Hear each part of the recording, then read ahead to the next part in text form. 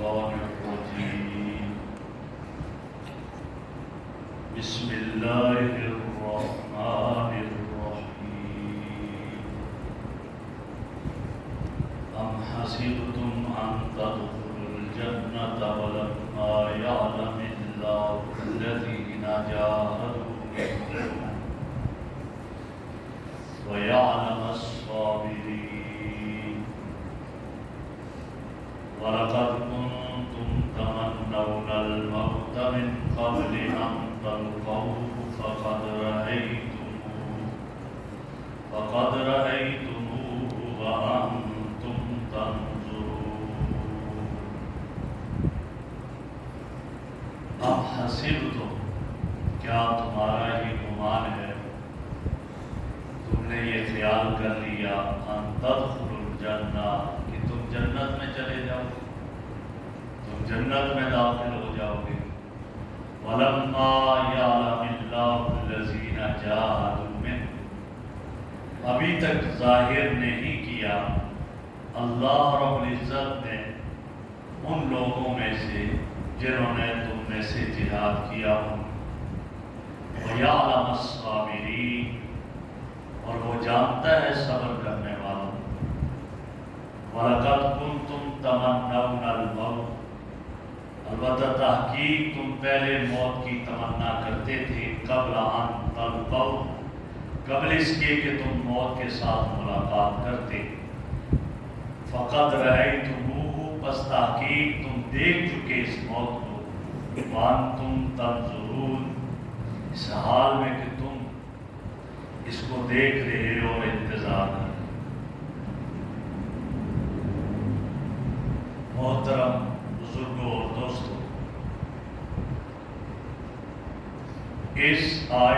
ان آیتوں سے پہلے اللہ رب العزت نے اہل ایمان کی کامیابی کے لیے دو بہترین ہتھیار بیان کیے، ایک جہاد کا اور دوسرا صبر.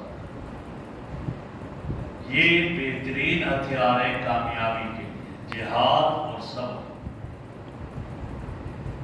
جب تک انسان میں قربانی کا جذبہ پیدا نہ ہو تو اس کے ایمان کی تکمیل ممکن نہیں. اور پھر اگر تکلیف پہنچنے پر صبر کا دامن چھوڑے تو بھی اس کے ایمان کی کمزوری کی علامت. جہاد سے ایمان کی تکمیل ہوگی اور صبر سے اس کا ایمان کی مضبوطی کی علامت پائی جائے گی، پھر یہ آدمی کامیاب. آج کے اس درس میں اللہ رب العزت نے ان دونوں چیزوں کی اہمیت ایک تنبیہ کے انداز میں بیان کی اور کیا فرما دیا، کیا تم یہ گمان کرتے ہو کہ تم جنت میں داخل ہو جاؤ گے اور ابھی تک اللہ نے تم میں سے جہاد کرنے والوں کو ظاہر نہیں کیا. مانا کیا کہ جنت انتہائی قیمتی چیز ہے. حدیث میں آتا ہے کہ جنت کی ایک کوڑا رکھنے کی جگہ دنیا و ما فیہا سے بہتر ہے. جنت کی حور کا جوڑا دنیا و ما فیہا سے بہتر ہے. دنیا اور جو کچھ دنیا میں ہے سب سے بہتر ہے. جب اتنی اعلیٰ چیز اور اتنی اعلیٰ جگہ، اتنی قیمتی جگہ، فرمائیے مفت میں مل جائے، ایسا نہیں ہو سکتا. اس کے لیے قربانی دے اور صحابہ کرام نے اس کے لیے قربانیاں دی. نبی اکرم صلی اللہ علیہ وسلم کے ہاتھ پر بیعت کر رہے ہیں اور کیا کہہ رہے ہیں کہ یا رسول اللہ، ہم آپ کے ہاتھ پر بیعت کر رہے ہیں اس بات کی کہ ہم بھاگیں گے نہیں، یہاں تک کہ اپنی جان کو قربان کر دیں گے.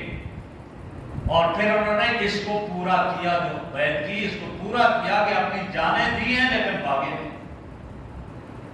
اور یہاں تک کہ آپ صلی اللہ علیہ وسلم نے جب صحابہ کرام سے مشورہ کیا اور پوچھا تو جواب کیا دیا تھا؟ جواب دیا تھا کہ ہم موسیٰ کے ماننے والوں کی طرح نہیں ہیں کہ جنہوں نے کہا تھا اِذَا مَنْتَ وَرَبُّكَ فَقَاتِلَا إِنَّا هَاهُنَا قَاعِدُونَ، موسیٰ آپ اور آپ کا رب جا کر لڑیں، ہم یہیں بیٹھیں گے. نہیں، کہا اللہ کے نبی، جب ہم نے آپ کے ہاتھ پر بیعت کی ہے، ہم آپ کے آگے پیچھے بھی لڑیں گے، آپ کے دائیں بھی لڑیں گے، آپ کے بائیں بھی لڑیں گے، یہاں تک کہ اگر آپ حکم دیں دریا میں کود پڑنے کا، ہم دریا میں کود جائیں گے، آگ میں چھلانگ لگانے کا کہیں ہم آگ میں چھلانگ لگائیں گے۔ یہی وجہ کہ انہوں نے اس کو پورا کیا۔ غزوہ احد میں نبی اکرم صلی اللہ علیہ وسلم پر دشمن تیر مار رہا ہے اور آگے حضرت ابو طلحہ رضی اللہ تعالیٰ عنہ ہاتھ لیے ہوئے ہاتھ سے روک رہے ہیں، اور اتنے تیر لگے کہ ان کا ہاتھ شل ہو گیا، لیکن نبی اکرم صلی اللہ علیہ وسلم پر تیر نہیں لگنے دیا۔ کیا ہوا؟ انہوں نے جو وعدہ کیا پورا کیا۔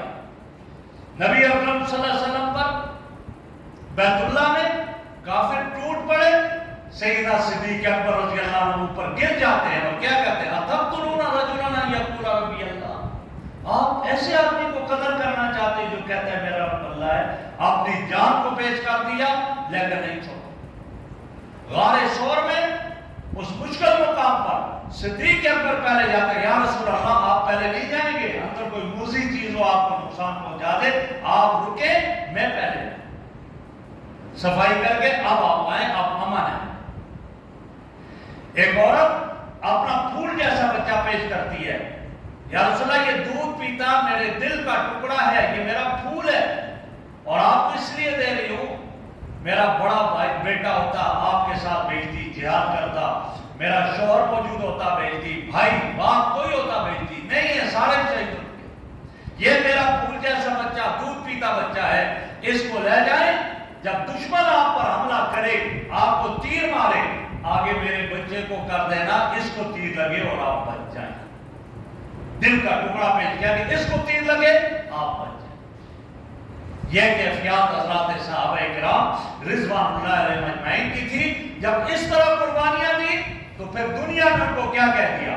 دنیا میں اس کے لیے یہی بشارت آئی ان کے لیے کہ ان کے لیے رضی اللہ عنہم ورضوا عنہ، اللہ ان سے راضی اور یہ اللہ ان سے راضی، اور دنیا میں ان کے لیے بشارت آ گئی، لہم جنات تجری من تحتہا الانہار، ان کے لیے تو باغات ہیں جن کے نیچے سے نہریں جاری ہیں۔ یہ فرمایا مفت میں نہیں جنت ملتی، جنت کے لیے قربانیاں دی جاتی ہیں، سوئے سوئے نہیں ملتی۔ جب ہی میرے آقا کا ارشاد ہے حجبت الجنت بالمکارہ وحجبت النار بالشہوات، جہنم اس کے پیچھے خواہشات ہی خواہشات پوری ہوگی جہنم میں جائے گا، ہاں بہت چیزیں مشکلات پریشانیاں آئیں گی اس میں جنت میں جائے گا۔ صبح اٹھ رہا ہے سخت سردی میں ٹھٹھرتے ہوئے آ رہا ہے، طبیعت نہیں مان رہی، کمبل چھوڑا بستر چھوڑا آیا، یہ ایک مکارہ ایک بڑی ناپسندیدہ کیفیت میں آ رہا ہے، اس کے پیچھے جنت ہے۔ ظہر کی نماز میں آ رہا ہے، سخت گرمی ہے اور پسینے سے شرابور، مسجد میں پنکھا بھی نہیں چل رہا، پھر بھی آ کر پڑھ رہا ہے، اے سی کو بند کر کے آیا اپنے کمرے سے، اب یہ طبیعت پر گراں ہے، آ رہا ہے نماز کی وجہ سے، اس کے پیچھے جنت ہے۔ اور کہا کہ یار کون جائے گا وہاں، تو ابھی بجلی بھی نہیں، یہ ہوگا، چلو میں اپنے کمرے میں آفس ہی میں رہتا ہوں، وہاں ہی بیٹھا ہوا، ایئر کنڈیشن لگا ہوا، سب خواہش پوری ہو گئی، لیکن اس کے پیچھے جانا، صبح اٹھتا نہیں سویا رہتا ہے، سردی میں کون جائے گا، کمبل میں گھسا رہا، خواہش پوری ہو رہی ہے، اس کے پیچھے جانا۔ جب یہ اللہ رب العزت نے کیا ارشاد فرمایا، وَلَنَبْلُوَنَّكُمْ بِشَيْءٍ مِّنَ الْخَوْفِ وَالْجُوعِ وَنَقْصٍ مِّنَ الْأَمْوَالِ وَالْأَنفُسِ وَالثَّمَرَاتِ وَبَشِّرِ الصَّابِرِينَ، فرمایا تمہیں آزمائیں گے، کچھ خوف دے گا، کچھ بھوک دے گا، کبھی فاقے ہوں گے، کھانے پینے کو کچھ نہیں ملے گا، کبھی کیا ہوگا اولاد کو موت دے دیں گے، بیٹا دنیا سے چلا جائے گا، بیٹی دنیا سے چلی جائے گی، باپ چلا جائے گا، ماں چلی جائے گی، اب ہم دیکھیں گے صبر کون کر رہا ہے۔ فرمایا ہاں اب یہ وبشر الصابرین، جو صبر کر رہے ہیں ان کو بشارت۔ تو یہاں یہ فرما دیا، فرمایا کہ کیا جنت میں جانا آسان ہے؟ کیا تم یہ گمان کرتے ہو تم جنت میں داخل ہو جاؤ گے اور اللہ تمہیں آزمائے گا نہیں؟ اللہ نے پہلے آزمانا ہے کون تم میں سے جہاد کرنے والے، کون تم میں سے مشقتیں برداشت کرنے والے، کون ہے تم میں سے اللہ کے لیے تکلیفیں اٹھانے والے اور تکلیفیں برداشت کرنے والے، ان کو ظاہر کرے گا۔ وَيَعْلَمَ الصَّابِرِينَ، اور اللہ تو عالم الغیب ذات ہے، ہاں جو دلوں کے راز بھی جانتا ہے، جب دل کے راز جانتا ہے تو لہذا وہ تو صبر کرنے والوں کو جانتا ہے، جو صبر کر رہے ہیں تو اللہ صبر پر اجر عطا فرماتے ہیں، لہذا وہ جانتا ہے صبر کرنے والوں کو۔ وَلَقَدْ كُنْتُمْ تَمَنَّوْنَ الْمَوْتَ، فرمایا ہاں تم پہلے موت کی چونکہ جو صحابہ کرام بدر میں شریک نہیں ہو سکے تھے، اب وہ موت کے لیے تمنا کر رہے تھے کہ کب آئے موت کی تمنا کرتے تھے۔ اور کون سی موت؟ عام موت نہیں، آدمی کو موت کے لیے تمنا نہیں، شہادت کی موت مراد ہے، شہادت کے لیے تمنا۔ حضرات صحابہ کرام، کیا نبی اکرم صلی اللہ علیہ وسلم خود فرما رہے لَوَدِدْتُ أَنْ أُقْتَلَ فِي سَبِيلِ اللَّهِ ثُمَّ أُحْيَا ثُمَّ أُقْتَلْ ثُمَّ أُحْيَا، مجھے یہ پسند ہے اللہ کے راستے میں قتل کر دیا جاؤں، پھر زندہ کیا جاؤں، پھر قتل کر دیا جاؤں، پھر زندہ کیا جاؤں، مجھے یہ پسند ہے۔ حضرت عمر رضی اللہ تعالیٰ عنہ کیا فرماتے ہیں؟ حضرت عمر رضی اللہ تعالیٰ عنہ فرماتے ہیں اللہم ارزقنی شہادتا فی سبیلک وجعل موتی فی بلاد رسولک، اللہ شہادت کی موت عطا فرما اپنے راستے کی، لیکن اس کے ساتھ کیا ہے کہ مجھے یہ موت بھی مدینہ میں آئے، شہادت کی موت مدینہ میں۔ یہ تمنا اور چاہت تھی، اللہ نے پوری کی ان کی چاہت، اور پوری کرنے کے ساتھ آپ نے پاس سے ایک اور انعام دیا کیا کہ قیامت تک نبی اکرم صلی اللہ علیہ وسلم کے روضہ اطہر میں صلح بھی دیا بھائی مدینہ میں، یہ ان کو یہ مقام دے دیا۔ تو گویا کہ تمنا تو صحابہ کی رہی، ہر وقت یہی تھی کہ شہادت کی ان کی تمنا ہوا کرتی تھی۔ آپ کی تمنا تو تھی، آپ کو شہادت کیوں نہیں ملی؟ اس لیے کہ فرمایا نبی جس کو قتل کرے وہ آدمی بھی جہنم میں جائے گا، جو نبی کو شہید کرے وہ شہید کرنے والا بھی جہنم میں جائے گا۔ اور نبی تو اللہ نے حفاظت کی ذمہ داری آپ کی خود اٹھا دی تھی کہ ہم آپ کے لیے کافی ہیں، لہذا اس لیے نبی کو یہ شہادت نہیں عطا کی، اور نبی کا مقام اور مرتبہ تو زیادہ ہے۔ میں نے عرض کیا کہ اللہ جانتے ہیں کہ تم تمنا کرتے تھے پہلے موت کی، من قبل ان تلقوہ، اس ملاقات سے پہلے کہ موت کی ملاقات سے پہلے، موت کے آنے سے پہلے تم بڑی اس کی تمنا کر رہے تھے۔ فقد رأیتموہ، اب تم دیکھ چکے، اور کیسے دیکھ چکے؟ یہ بدر کا جو مارکا پیش آیا، یہ عہد کا مارکا پیش آیا، عہد میں 70 صحابہ شہید ہو گئے۔ فرمایا اس میں تم دیکھے وہ سبب جو شہادت کا تھا، اس سبب کو تم نے دیکھ لیا اور تم اسی کے انتظار میں ہو۔ فرمایا دیکھ لو اللہ رب العزت اس طرح تمہیں یہ عطا کرتے اور یہ درجہ بلند کرتے ہیں۔ تو صحابہ کرام کی زندگیاں ہمارے سامنے نظر آتی ہیں جو پوری کرتے تھے اس طرح۔ حضرت زبیر رضی اللہ تعالیٰ عنہ، مصر کا مارکا ہے اور مصر کے قلعے کا محاصرہ صحابہ نے کیا ہوا ہے۔ حضرت زبیر رضی اللہ عنہ دیکھ رہے ہیں کہ یہ قلعہ فتح نہیں ہو رہا، کیا کیا جائے؟ تو حضرت زبیر رضی اللہ عنہ نے عجیب بات فرمائی، فرمانے لگے بھائی بات سنو۔ پوچھا کیا؟